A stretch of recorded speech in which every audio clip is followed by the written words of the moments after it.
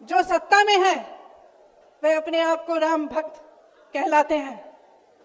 इसीलिए यहां बैठे हुए मेरे मन में ये बात आई कि उनको इस संदर्भ में कुछ कहना चाहिए। मुझे लगता है कि वे कर्मकांड में उलझ गए हैं।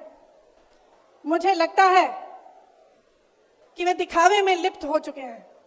इसीलिए मैं आज यहां खड़े होकर उन्हें याद दिलाना चाहती हूं कि वो हजारों वर्ष पुरानी गाथा क्या थी और उसका संदेश क्या था। भगवान राम जब सत्य के लिए लड़े, उनके पास सत्ता नहीं थी।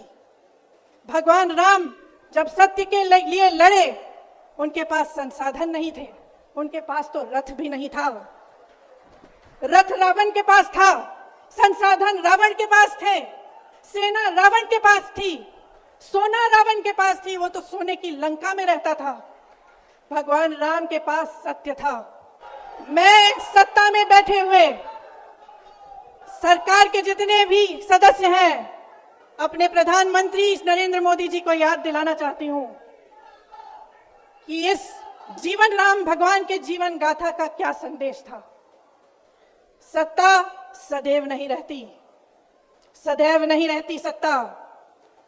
सत्ता आती है, जाती है, अहंकार चूर चूर होता है एक दिन। कांग्रेस महासचिव प्रियंका गांधी भी जो है इस रैली में शामिल हुई। प्रियंका गांधी ने कहा कि हर साल इस मैदान में जो है दशहरे के दिन रावण का जो है पुतला को दहन किया जाता है। आज जो सत्ता में है वो अपने आप को जो है राम भक्त कहते हैं। मुझे लगता है कि वे जो है कर्म कांड में उलझ गए हैं। प्रियंका गांधी ने याद दिलाते हुए कहा कि हजारों साल पुरानी कहानी क्या है। भगवान राम जब सत्य के लिए लड़े तो पास में सत्ता नहीं थी, उनके पास संसाधन नहीं थे, उनके पास तो रथ भी नहीं था। संसाधन तो रावण के पास था। प्रियंका गांधी ने आगे कहा कि भगवान राम के पास सत्य, आशा, प्रेम, परोपकार, धीरज, साहस था।